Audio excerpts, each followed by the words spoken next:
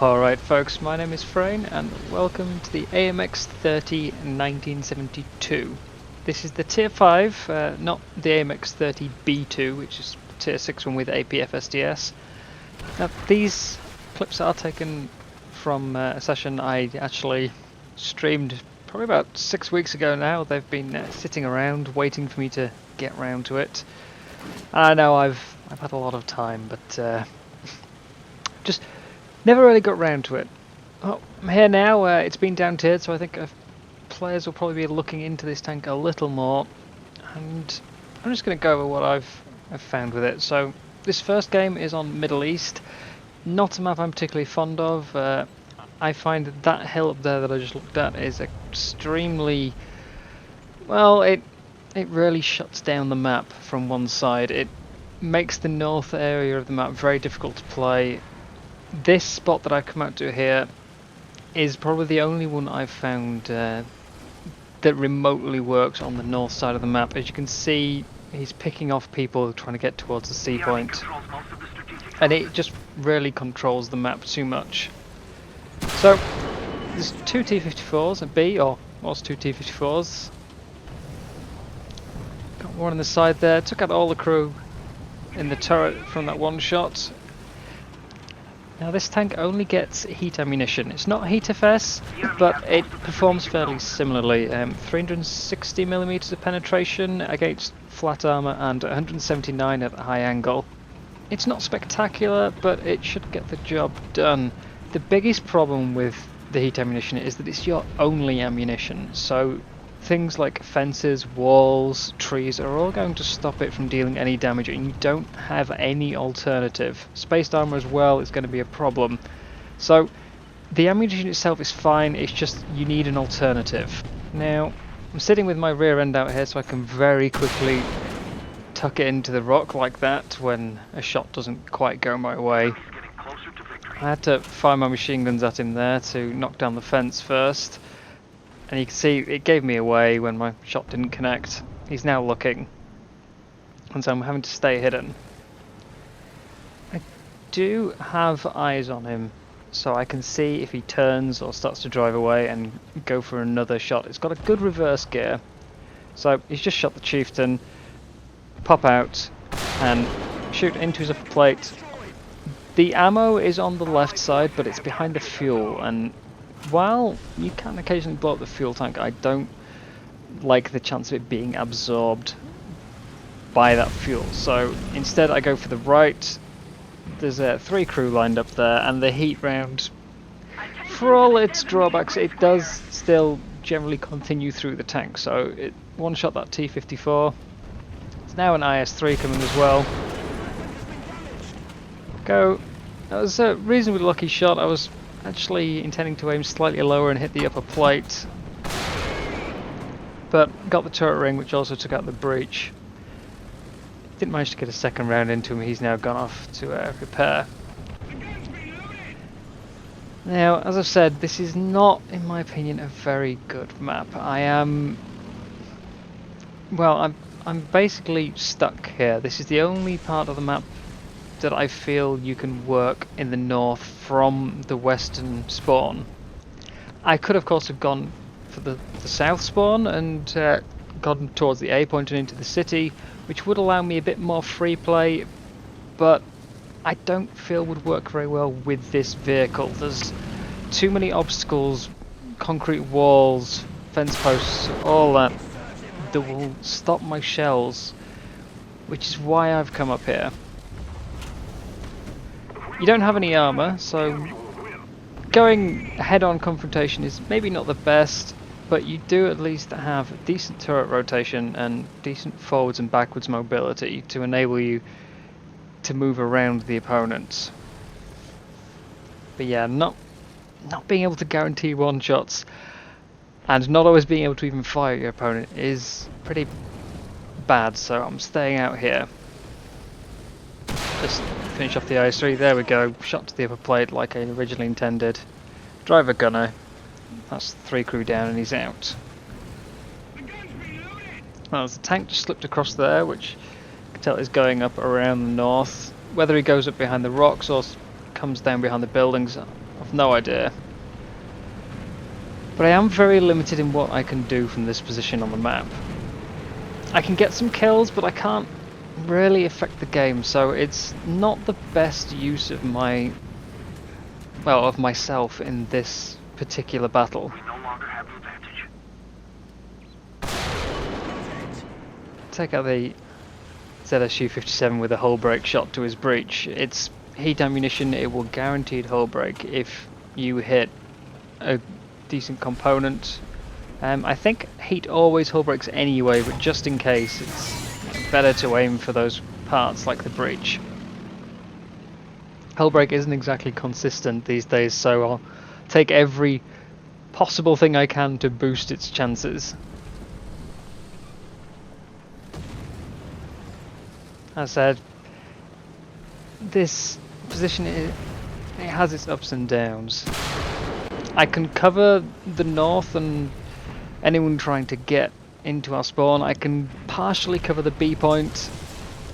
I can cover anyone leaving the C point, but not driving onto it. But yeah, I'm removed from the rest of the battle.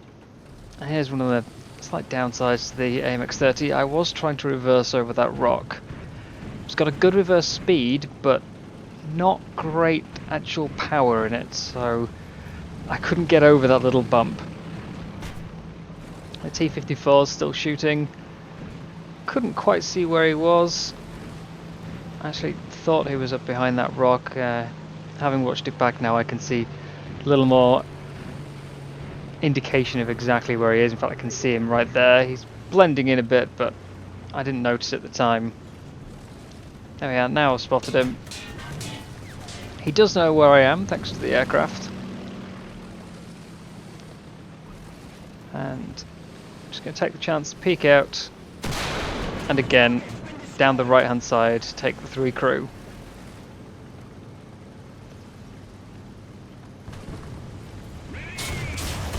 So, this is kind of showing a bit of how the tank performs. You can see I'm getting strafed by this plane. And there's managing to go through my turret roof, so it is vulnerable. You do have the 20 mil, but not great elevation. And I've not got my commander, so yeah, the commander cupola gun is not working either. But it shows some of the limits and capabilities of the vehicle, and also how not to win at Middle East, basically. It can go alright. I've had decent success from this position, but you really need the rest of your team to be able to lock down the A and the B point. If you can't, then this position becomes worthless. And that's what happened here. We didn't manage to get the majority map control, and that just leaves me stuck behind a rock. Now there's a ZSU-57 coming, who I didn't notice straight away. Didn't quite wait for the gun to stop rocking. This doesn't have a stabilizer, unlike a lot of the tier 5s. But it does get the 20 mil, which makes up for my miss. Reasonable amount of penetration. I think it's somewhere around 45 at close range. It's enough to go through a Leopard side or an RU when they get too close, which I have managed to do on a few occasions. Now we're on to the second game on Sinai. See, straight through Chieftain's turret, no problem.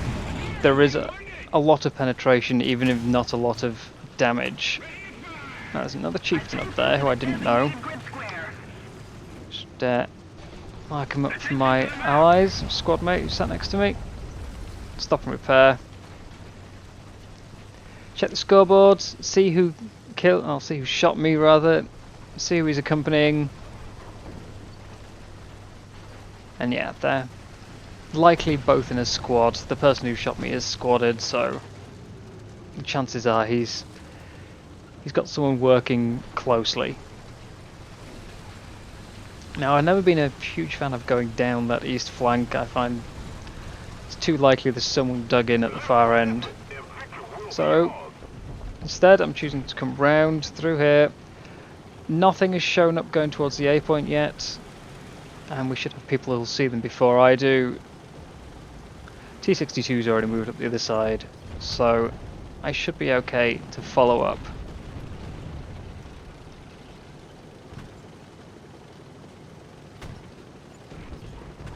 There's a bit of shots being fired at the top of this hill, so I'm expecting some company. Stop, take a quick look. There's a little bit of shell drop on these rounds, not a massive amount, but enough that you can arc over rocks terrain. They're fast enough to make it relatively easy to aim, but without needing to have full vision of your targets. So actually, I do like a lot of aspects of this tank. It is, in my opinion, inferior to the Leopard, except for one way, which depends on how you feel about it. So this vehicle's got it's got a much worse ammo selection. The Leopard gets heat FS with more penetration as opposed to the standard heat here. It gets APDS, which doesn't suffer from that whole spaced armor or fences absorbing it, and it also gets a Hesh round if you wish. The Leopard is also more mobile. They've got similar armor in terms of neither of them having anything other than lucky bounces, effectively. But the Leopard has an incredibly high zoom level, and that makes it really frustrating, for me at least, to play close up. Some zoom is great, but it's over zoom for me, which the AMX-30 doesn't suffer from, and so despite it being a worse vehicle, I've ended up coming out with better performance in this, and I can only really think of putting it down to that, down to the zoom. So, there's a chieftain around this corner. He's just been shot. So again, use the arc. Shoot, it went just below the ridge there and hit into the side of his turret. Finished off his turret crew. More than enough penetration to go through that turret. And although his turret wasn't fully rotated, the chieftain generally fires APDS, which has got a very high velocity, so probably wouldn't see more than just my cupola over that ridge. This Crusader AA apparently was unnoticed by the Object 906, so just take him out.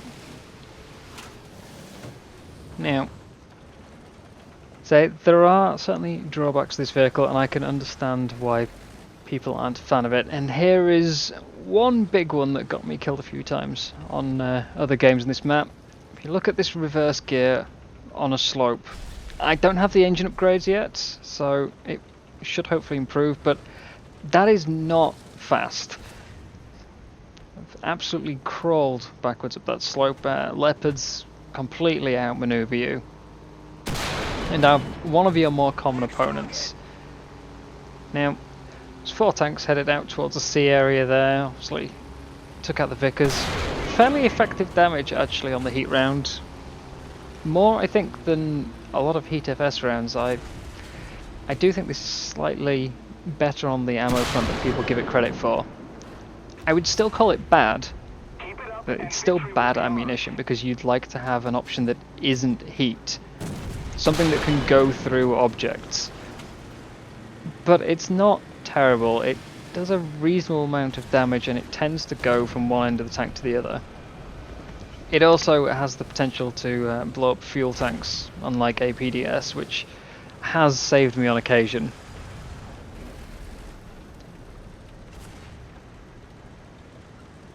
Now, the turret's rotating a bit slowly, but that's because my gunner's injured rather than the actual vehicle being poor. There is some machine gun fire coming out over to the left there, so I know there's at least one tank around hiding in these rocks. And I can't see any of the ones that head out towards sea anymore due to the dust clouds, so I'm going to take the opportunity, move into these rocks here, give me a bit more solid cover. The ridge is potentially better due to the fact I can pop in and out of it without revealing as much of my tank, but I also wanted to see if I could flank the Vickers, which the 906 took out instead. Now, there's a lot of smoke out and there's some shots coming out from over there. I can just about make out a grey shape. Someone has marked him up with a scouting ability, so take a shot at the shape. It is the STRV, it set him on fire and he burnt out. It was very quick, but had it not been I would have just kept following it up. So either way, that would have been very likely to be a kill. Enemy forces have captured a zone. Falcon begins firing, killed the Object 120. Martellus was driving just around the corner from me. And I can't reverse up the hill as previously stated, so instead I'm going to have to come down, face it head on, and hope it doesn't take out any of my crew through the turret ring. But I got the shot first, hit his track and hull broke him. Such is the virtue of heat. Now, Middle East again. This time I've got a few friends with me. And I'm just going to really flick through the highlights here. It was a very long game without me really getting much done.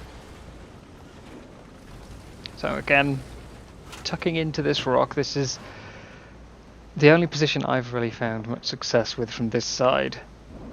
Even if it is not one that I can affect the battle too much. Now, took damage. It's not actually my main gun, it's just my 20mm that's it's broken there, and then my track, of course. So repair time was pretty quick.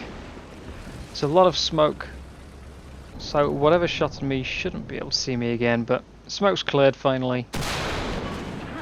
There we are, Rakitin Jagdpanzer up on the hill. Again, reasonable damage actually from this round. One shot, centre mass.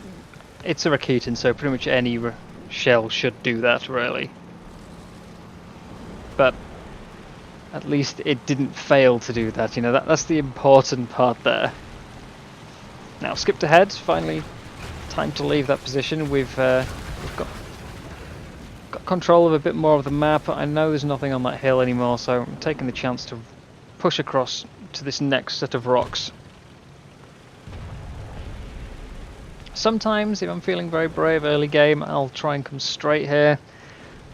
But generally not. It depends if I can see anything climbing the hill. If I can't see anything up the hill, then there's a good chance I can get here. That hill where you can see the tank destroyer marker on the minimap that really controls the north half of the map. So we're just going to continue pushing up. We'll check around corners, check there's no targets over there. Jagdpanzer 4-5 into the side, take out his ammunition and 2 crew. He would have been able to return fire had his ammo rack not exploded, so it wasn't the best shot placement. And again, just skip forwards. I lingered around the hill for a while. Leopard missed, neither of us have a stabilizer, but I do feel like the gun, the AMX-30, is a bit more stable overall. Now line up for this. Type 60 down.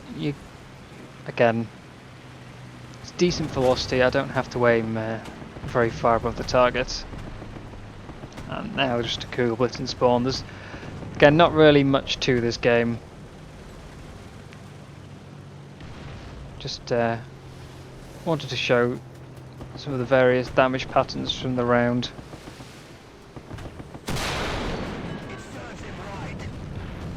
Full turret out from the Cougar Blitz. 20mm won't get through his front, but take out the drive with the next round. Now, on the subject of the 20mm, it doesn't have great elevation, as previously mentioned, but it does still come in handy.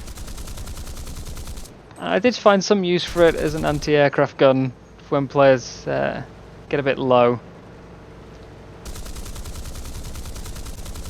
See, it really cuts through planes very quickly. It doesn't have a reload. Instead, it'll overheat from too much continuous fire in the same way an anti-aircraft gun does. But it certainly has its uses, like this player here who was rather predictably coming back for the the revenge bomb that allowed me to pick him off. He was coming in too low, and it really makes short work of them.